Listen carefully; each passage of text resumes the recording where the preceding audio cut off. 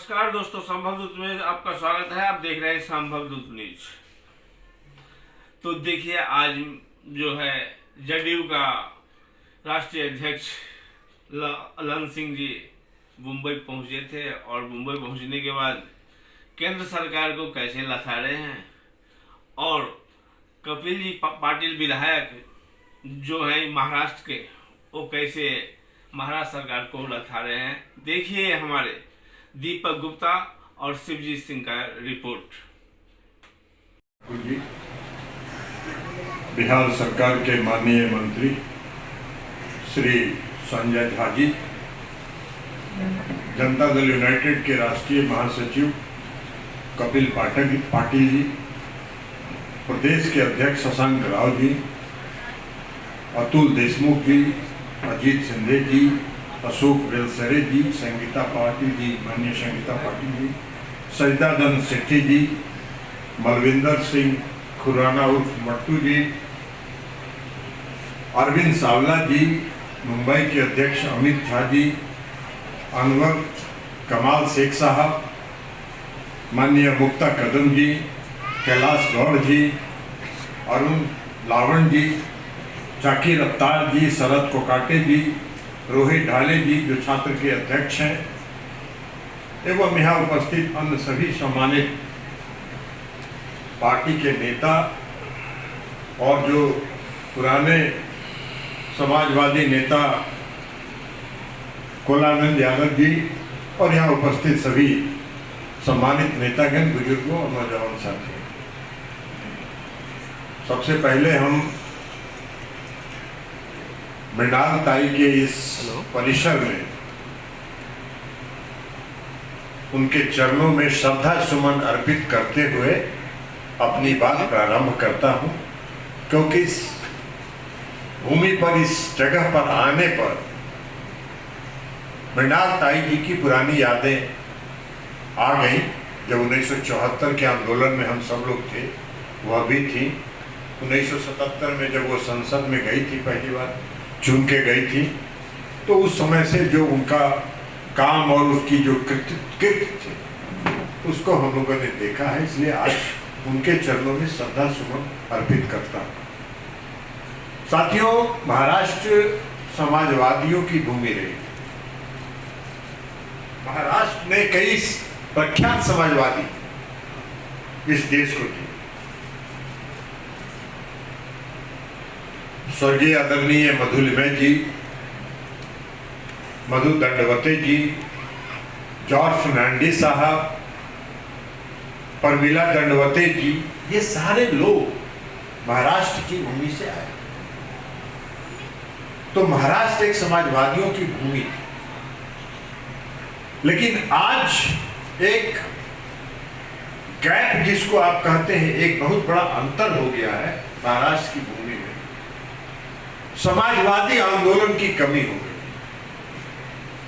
मुझको याद है जब जॉर्ज साहब 1974 में हम लोग आंदोलन में थे, तो जॉर्ज साहब के एक आवाज पर इस देश की सारी ट्रेन और रेल बंद हो गई थी। 15 दिनों तक पूरे देश में गाड़ी, रेल की, ट्रेन की गाड़ी नहीं चली। वो था महाराष्ट्र की भूमि, वो थी महाराष्ट्र की भूमि। तो इसलिए हम आशा करते हैं कि जो कपिल पाटिल जी और शशांक राव जी की जोड़ी है, यह जोड़ी भूमिया महाराष्ट्र में जो खोई हुई समाजवादियों की जो भूमि है, उसमें फिर से समाजवाद को स्थापित करेंगे। यह आशा और विश्वास मुझे इन साथियों से है, क्योंकि आज देश बहुत खतरे में। देश में आज जो खतरा दिख रहा है आपको, उतना ही भर नहीं है, उससे ज्यादा खतरनाक स्थिति में यह देश। अभी चर्चा कर रहे थे कपिल पाटिल जी ने, मैंने लोकसभा में कहा गृह मंत्री जी को कि गृह मंत्री जी, लोकतंत्र लोक लाज से चलता है और आपने सारे लोक लाज को धो के रख दिया। क्यों कहा? कोई लोक लाज की परिभाषा कहीं किताब में नहीं लिखी हुई है। लोक लाज की कोई परिभाषा किताब में लिखी हुई नहीं है। लोक लाज का मतलब होता है कि जनता के सामने जो आपका जो कमिटमेंट है, आपका जो वादा है, जो समक्ष वादा किया है उसको सर जमीन पर उतारिए और तभी जनता से आंख मिला के बात करिए। ये है लोकलाज, क्योंकि जनता से आप हाथ नहीं मिला सकते। आज इस देश की जो सरकार है आदरणीय प्रधानमंत्री नरेंद्र मोदी जी की, उस देश की जनता से आंख नहीं मिला सकती, उसको आंख मिलाने का साहस नहीं है, इसलिए कि 1974 से जितने वादे उन्होंने किए हैं जनता को उन्होंने ठगने का काम किया है, छलने का काम किया। एक भी वादा उन्होंने पूरा नहीं। क्या उन्होंने 2014 में उन्होंने जनता की वादा, उन्होंने कहा कि अगर मेरी सरकार बन गई तो प्रतिवर्ष 2 करोड़ रोजगार मैं नौजवानों को दूंगा। विदेशों में जितने काला धन है सबको वापस लाएंगे और हर गरीब के खाते में 10 से 15 लाख रुपया उसका काला धन को बंटवाएंगे। ये वादा क्या मुक्त हो? कहां चला गया 2 करोड़ रोजगार? हम लोग रोज पूछ रहे हैं उनसे कि भाई प्रधानमंत्री जी, आपने इस देश को वादा किया था 2 करोड़ लोगों को प्रति वर्ष रोजगार देने के लिए, 9 साल हो गया, 18 करोड़ लोगों को रोजगार मिलना चाहिए था। 10 लाख 15 लाख का रोजगार तो बता दीजिए कि कहां आपने रोजगार किया? नहीं बोलते। और अगर नहीं आपने ये वादा है किया था तो यह भी जनता को कहिए कि ये झूठ है, हम नहीं कहते, हमने कोई वादा नहीं किया। यही लोकलाज है। अगर जनता से आप वादा करते हैं उसको निभाइए, और आप कोई भी भरोसा उन पर नहीं करता है, आप उन पर कोई भरोसा नहीं करता है, विश्वास नहीं करता है। प्रधानमंत्री जी ने इस देश की जनता का विश्वास खो दिया, और इसलिए जब महिला आरक्षण बिल आया तो उनको साहस नहीं हुआ कि वो देश की जनता से वादा करे, क्योंकि तो जुमला बोलते हैं। वो तो चुनाव में अभी बोलेंगे और चुनाव के बाद उनके गृह मंत्री जी कह देंगे कि सब तो चुनाव में जुमला चलता है, जुमला बोलते हैं। तो जुमलेबाजी पर अब जनता विश्वास नहीं करेगी। इसलिए हमको आश्चर्य हुआ जब विशेष सत्र संसद का बुलाया गया। जिस दिन विशेष सत्र आहूत हुआ, हम लोग यही मुंबई में थे और इंडिया गठबंधन की बैठक थी। उसी दिन हम लोग को मालूम हुआ कि केंद्र की सरकार ने विशेष सत्र बुलाया। हम लोग को लगा कि भाई ऐसा क्या विशेष बात हो गया इस देश में कि संसद की विशेष सत्र बुलाने की आवश्यकता पड़ गई इस देश के प्रधानमंत्री को। वहां जब गए तो देखा कि कुछ नहीं है। संसद का विशेष सत्र बुला के महिला आरक्षण का बिल पास करवा रहे थे, जिस बिल में महिलाओं को जो आरक्षण इन्होंने दिया है वो अगले 15 वर्षों तक तो लागू नहीं होने वाला। अगर 15 वर्षों तक लागू नहीं होने वाला है तो क्या आवश्यकता थी विशेष सत्र बुला के महिला रिजर्वेशन का बिल पास कराने की? आप नवंबर में जो जाड़े का सत्र होता है, सामान्य सत्र, उस सत्र में लाते और बिल पास करवाते। किसने रोका था आपको 9 साल तक कि आप महिला आरक्षण का बिल संसद में लाइए और उसको पास कराइए? तो अब जब चुनाव है 6 महीना के बाद, तो आपको महिला आरक्षण याद आ रहा है और उसके बाद विशेष सत्र बुला के उसको। तो आजकल इस देश के प्रधानमंत्री, इस देश को चलाने वाले प्रधान सेवक नहीं बल्कि इवेंट मैनेजर हो गए। इवेंट मैनेज करते हैं। ये विशेष सत्र सिर्फ इवेंट था और कुछ नहीं था। इवेंट मैनेजमेंट कर रहे हैं। अरे क्या कर रहे हैं भाई? इस देश की जनता ने बहुत भरोसा है। इस देश में समस्याएं हैं और इस देश में अनेक समस्याएं हैं। इस देश में आज महंगाई चरम सीमा पर है। इस देश में बेरोजगारी चरम सीमा पर है। इंजीनियरिंग पास करके लड़के नौजवान 4,000, 5,000, 7,000, 8,000 रुपए के प्राइवेट कंपनियों में नौकरी खोज रहे हैं और 9 साल से आपने सारे नियुक्तियों पर प्रतिबंध लगा के रखा है। ये आपका सवाल है। तो आप देश के नौजवानों को के रोजगार पर कोई देश के नौजवानों को बताते नहीं है। इस देश में जो बढ़ रही महंगाई है उस पर आप कुछ बोलते नहीं है। मैं देख रहा था इस देश की वित्त मंत्री गई थी अमेरिका, और अमेरिका में वहां वॉशिंगटन में इंडियन मॉनेटरी फंड की बैठक में शायद गई थी। वहां पत्रकारों ने उनसे पूछा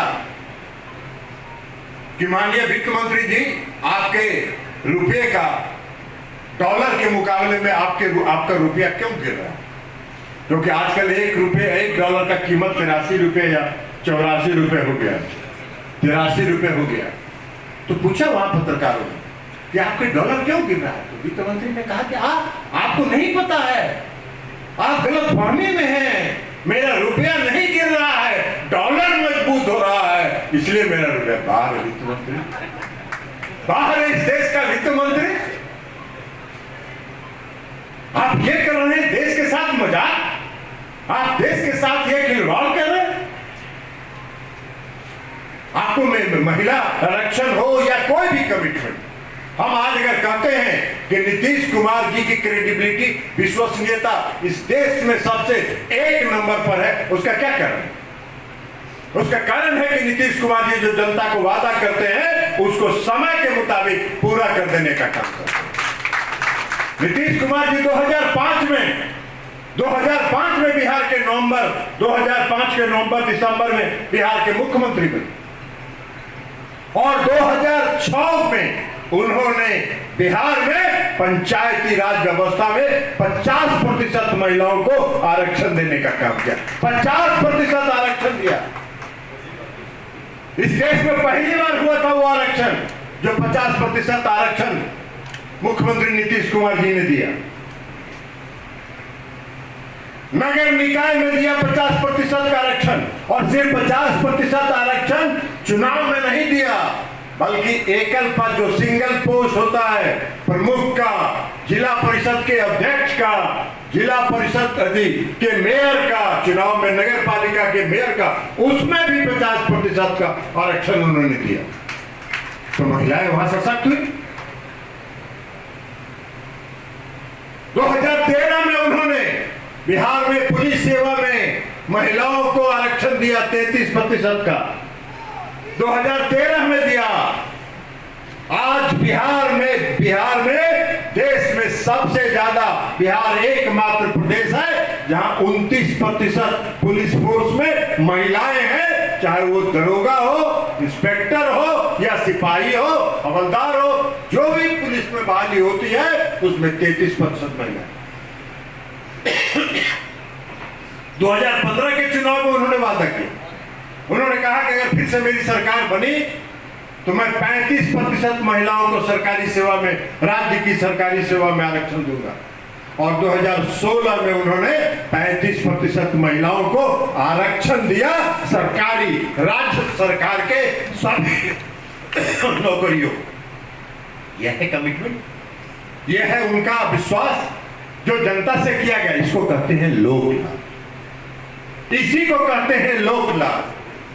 नीतीश कुमार जी 2005 में बने तो 2009 तक उन्होंने इंतजार नहीं किया महिलाओं को आरक्षण देने के लिए।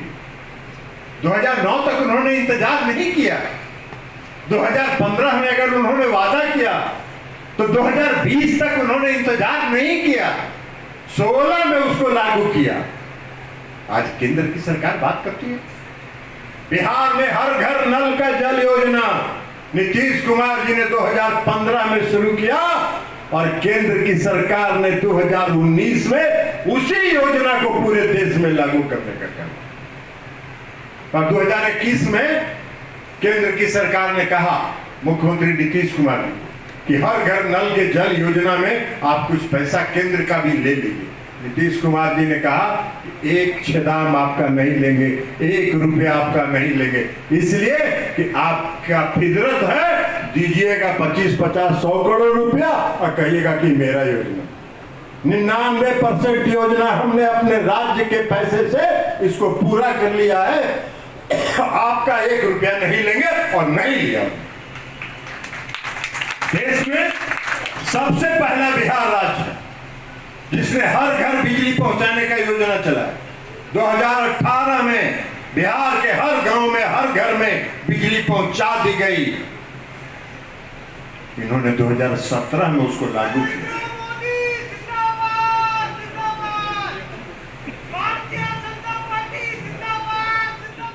ये नहीं करेंगे जातीय जनगणना, नहीं कराएंगे। इसलिए कि जिस दिन इस देश में जातीय जनगणना होगी उस दिन मोदी जी का धार्मिक उन्माद समाप्त हो जाएगा। वो समाज में धर्म के नाम पर लोगों को बरगला नहीं।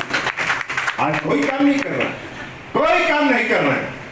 अगर मोदी जी को साहस है और इस केंद्र की सरकार को साहस है तो 1 to 10 बताए कि हमने इस देश में 10 साल में ये काम किया और तब जनता से वोट मांगने का काम करें। नहीं मांग सकते, नहीं कर सकते, ये कर ही नहीं सकते, इसलिए कुछ किया ही नहीं हो। सिर्फ बात बनाने के अलावा इतिहास लिखने के बाद भाई आप हजारों करोड़ रुपए खर्चा करके संसद भवन बनाए, क्या आवश्यकता थी उसकी? आज देश में रोजगार पैदा करते नहीं कर सकते। अग्निवीर बना दिया, क्या कर रहे हो अग्निवीर बना के? इस देश को निजीकरण की तरफ ले जा रहे हैं। इस देश के सारे हवाई अड्डा, सारा जो पोर्ट है वो सब निजीकरण में आप दे रहे हैं। इस देश के नेशनल हाईवे को आप दे रहे हैं, इस देश के स्टेशन को आप दे रहे हैं, निजीकरण में हवाले कर रहे हैं। क्या कर रहे हैं आप इस देश के साथ? इस देश के साथ मजाक कर रहे हैं आप। इस देश को कहां पहुंचा रहे हैं आप? इस देश में हम आपको, इसलिए मैंने कहा कि इस देश में आज लोकतंत्र सबसे ज्यादा खतरे में, और जो आप कल्पना नहीं कर सकते हैं वो खतरे में है। देख, लोकतंत्र समाप्त हो जाएगा। कोई भी अगर बोलेगा खिलाफ, कल तुरंत उसके यहां सीबीआई ईडी पहुंच जाएगी, तुरंत। महाराष्ट्र इसका उदाहरण है। महाराष्ट्र के लोगों ने तो देखा है, अनुभव किया। क्या है महाराष्ट्र का? महाराष्ट्र की जो आज सरकार है वो क्या है? महाराष्ट्र की सरकार आज मोदी जी के गलत कृत्यों का, भ्रष्टाचार का सबसे बड़ा उदाहरण है। महाराष्ट्र की सरकार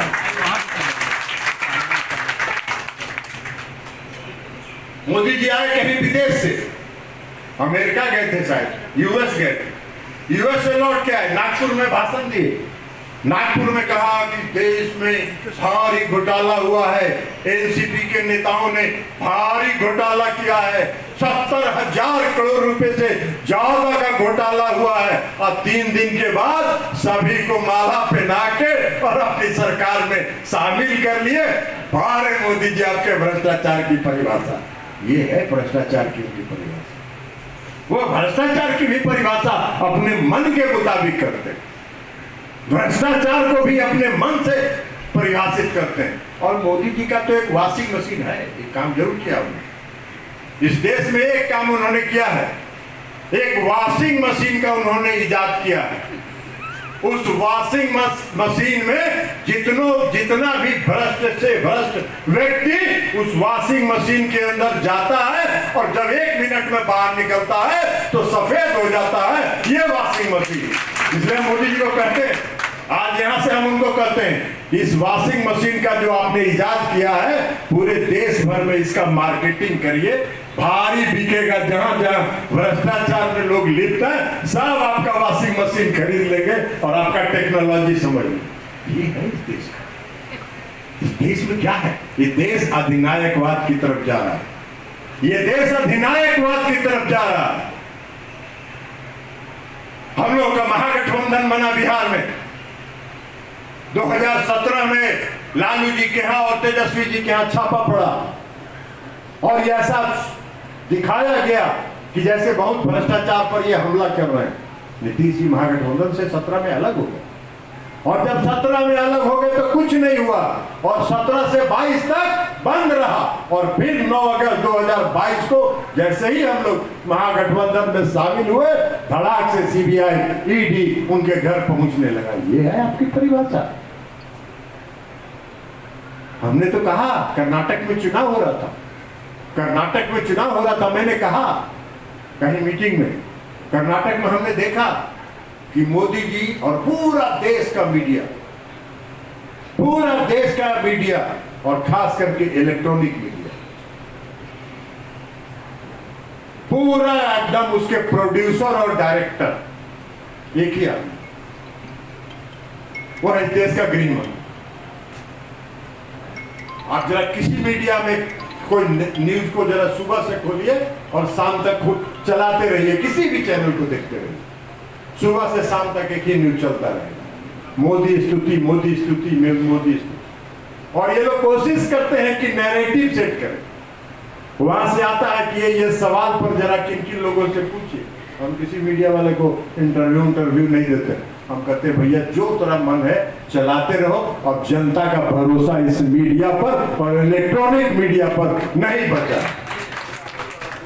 क्योंकि अगर यही ना होता तो कर्नाटक में यह असर नहीं होता। कर्नाटक में तो अंतिम प्रचार के अंतिम दिनों में इस देश के प्रधानमंत्री को देखा कि मंच से कह रहे जय बजरंगबली का नारा लगाओ और कमल छाप का बटन दबाओ।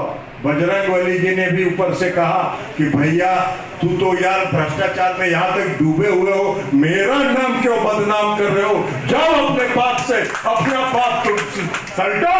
और बजरंगबली जी ने भी इनको छोड़ दिया। हार गया बुरी तरह हार गया।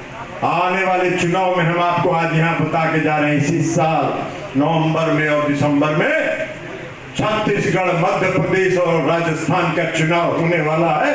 तीनों राज्यों में ये चुनाव हारेंगे और 2024 में यह देश भाजपा मुक्त भारत का निर्माण होगा। यही आग्रह और अपील हम करने के लिए आज आए हैं और शशांक राव जी से और कपिल पाटिल जी से यह आग्रह करेंगे कि आप दोनों मिलकर महाराष्ट्र की भूमि को, समाजवादियों की इस भूमि को फिर से समाजवाद के रंग में रंग दीजिए। हमको जहां जहां कहिएगा आपके साथ खड़े होंगे, आपके साथ खड़े नजर आएंगे। यही आग्रह और अपील करते हुए हम अपनी बात समाप्त करते हैं। बहुत बहुत धन्यवाद। आज हमारे छोटे भाई महाराष्ट्र विधान परिषद के माननीय सदस्य और विगत 25 साल से मेरे मित्र श्री कपिल पाटिल जी से की तरफ से आयोजित इस कार्यक्रम में मुख्य अतिथि के रूप में उपस्थित जनता दल यूनाइटेड के राष्ट्रीय अध्यक्ष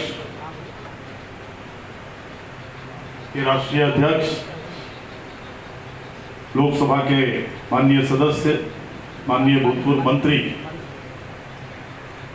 आदरणीय राजीव रंजन सिंह और ललन सिंह जी, उनके साथ यहाँ पधारे हुए बिहार सरकार के जल संसाधन मंत्री। हम जब केशव गोरे ट्रस्ट के महल में जा रहे थे, बार बार हर आदमी कह रहा था कि पानी का संघर्ष आदरणीय स्वर्गीय मृणाल गौरी जी किया करती थी। मुझे याद आ रहा था कि सही आदमी ने पहुंचाया हम लोगों ने उनके भवन में, जो जल संसाधन मंत्री हैं हमारे बिहार के, और उन्हें हम लोगों ने वहाँ श्रद्धांजलि दी। यहाँ उपस्थित सभी हमारे योग्य पिता के योग्य पुत्र, आप सब जानते हैं स्वर्गीय सुप्रसिद्ध मजदूर नेता शरद राव जी के पुत्र शशांक राव जी हैं, जो हमारे पार्टी के अभी अध्यक्ष हैं। यहाँ मंच पर विराजमान सभी माननीय व्यक्तिगण, सामने बैठे हुए सभी व्यक्तिगण, आप सभी लोगों को यहाँ आपकी उपस्थिति के लिए धन्यवाद देते हुए मैं बहुत कुछ एक सभापति होने के नाते कभी कभी अफसोस करता हूँ कि सभापति क्यों बना दिया माननीय ललन बाबू ने और आदरणीय नीतीश कुमार जी, इसलिए कि आपकी ज़ुबान पे ताला पड़ जाता है। मैं ज़्यादा पहले बोलता भी नहीं था, फिर भी ताला डाल दिया हमारे ज़ुबान पे, पता नहीं क्यों। लेकिन बोलना चाहता था, लेकिन अगर कुछ बोलूँगा तो होगा कि कोई राजनीतिक बात है। लेकिन मैं सभी बात जो यहाँ आई है सब कुछ आ ही गई है करीब करीब, बिहार में जो काम हुआ है। और हमारे बिहार के बहुत सारे लोग, आदरणीय हमारे राष्ट्रीय अध्यक्ष जी, आपको जानकर ताज्जुब होगा कि अकेले मुंबई में 30 से 40 लाख लोग मुंबई और न्यू बॉम्बे में हमारे बिहार के रहने वाले लोग रहते हैं। और हर समाज के लोग हैं। अनवर कमाल जी हैं हमारे ढाका के, कालू भाई अंसारी औरंगाबाद के हैं, एक एक आदमी सब जान पहचान के हैं। शुभचंद्र मिश्रा जी, देखिए कैसे अंधेरे में गॉगल्स पहन के अभी भी सिनेमा में काम करते थे पहले, अभी भी लगता है जैसे हीरोइन के रूप में बैठे हुए हैं। तो सभी लोग यहाँ पर 30-40 लाख अकेले मुंबई में और महाराष्ट्र में करोड़ से ज़्यादा लोग हैं। तो जो माननीय जल संसाधन मंत्री ने कहा, जो हम लोगों ने कार्यक्रम 2012 में किया था, शताब्दी उत्सव समारोह मनाया था बिहार का सुमैया मैदान में, वो सारे लोग जो हमारे हाथ बटाकर उस कार्यक्रम को सफल करने वाले थे, सब के सब यहाँ पर नेतृत्व करने वाले यहाँ बैठे हुए हैं। कालू भाई अंसारी हैं, अनवर कमाल साहब हैं, सब लोग हैं, बहुत लोग हैं, शशिनाथ झा जी हैं, सुचंद्र मिश्रा जी हैं, बहुत सारे लोग हैं, नाम लोगों का समय लग जाएगा। मैं धन्यवाद देता हूं कपिल जी को कि आपने जनता दल यूनाइटेड को आदरणीय नीतीश कुमार के आदरणीय नीतीश कुमार के आशीर्वाद से आपने जो जनता दल यूनाइटेड को यहाँ पर स्थापित करने का काम किया है। आपके सभी सहयोगियों को भी धन्यवाद देता हूँ और मुझे विश्वास है कि यहाँ पर जितने लोग हैं, ये जो कुनबा है हमारा बढ़ता जाएगा। मैं तो आधी ज़िंदगी से ज़्यादा महाराष्ट्र में बिताया हूँ, मुझे मराठी बोलने में थोड़ी भी दिक्कत, 1 मिनट भी नहीं, भाषण बोलने में भी कोई दिक्कत नहीं है, लेकिन भाषण देना ही नहीं है।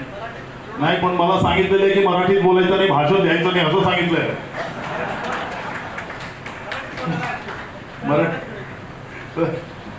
तर असं असतं की ते कुठेही महाराष्ट्रात मी गेलो की मी मराठीतच भाषण देतो। लोक आश्चर्य करतात की बिहारचे लोक आहेत तुम्ही बिहारचे पुढारी आहात आणि तुम्ही इथे मराठी कसं काय इथे एवढं शिकलेलं आहे। पण माझं शिक्षण पुण्यात झालं, नाशिक आणि पुण्यात झालं। 11 वर्ष मुंबई यायचं, आधी 11 वर्ष मी 4 वर्ष नाशिकला मॅट्रिक्युलेशन केलं आणि 7 वर्ष पुण्यात शिकलो। आणि मराठी शिकायचं म्हणजे नाशिक पुणा तिथे शिकू शकता तुम्ही। मुंबई आता है सर तो आदमी हिंदी की भी टांग टूट जाती है। क्या कर रहे है, काय को रे वो, क्या रे यही सब चलता है। लोग कहते हैं कि अंग्रेजी किसी की बिगाड़नी हो तो कहीं उत्तर भारत में भेज दी, हिंदी बिगाड़नी हो तो मुंबई भेज दीजिए। और कभी कभी ये भी कहते हैं कि चरित्र बिगाड़नी हो तो जरा बहुत उधर उत्तर की ओर ज्यादा भेज दीजिए। तो आप सब लोग यहाँ आए, ज़्यादा समय नहीं लेना चाहता हूँ। माननीय हमारे राष्ट्रीय अध्यक्ष को आप जरूर सुनना चाहते होंगे। आप सब लोग यहाँ उपस्थित हुए, मैं तो हमेशा से यहाँ हाजिर रहता हूँ, वहाँ भी रहता हूँ तो कालू भाई का फ़ोन आ जाता है। अभी मैं गया था कलेर आपके गाँव में, तो इनका हुक्म था कि वहाँ पर हमारे कब्रिस्तान का घेराबंदी नहीं हुआ है। अकेले बिहार राज होगा जिसमें सरकारी खर्चे से पूरे राज्य में कब्रिस्तानों की घेराबंदी की पॉलिसी आदरणीय नीतीश कुमार ने बनाई। तो खाली एक सूचना दे रहा हूँ, तो वो बन रहा है आपका, आपने जो हुक्म किया था वहाँ मैं था। आप सब लोगों को उपस्थिति के लिए धन्यवाद देते अपनी बात खत्म करता हूँ। ये दोस्ती बरकरार रहे, दोस्तों की कुनबा बढ़ती रहे, इतना ही उम्मीद करते हुए आप सबों से विदा लेता हूँ। बहुत बहुत धन्यवाद। आज के लिए बस इतना ही। देखते रहिए हमारा संभव न्यूज। सब्सक्राइब कीजिए, लाइक कीजिए और सब्सक्राइब कर शेयर भी कीजिए। धन्यवाद।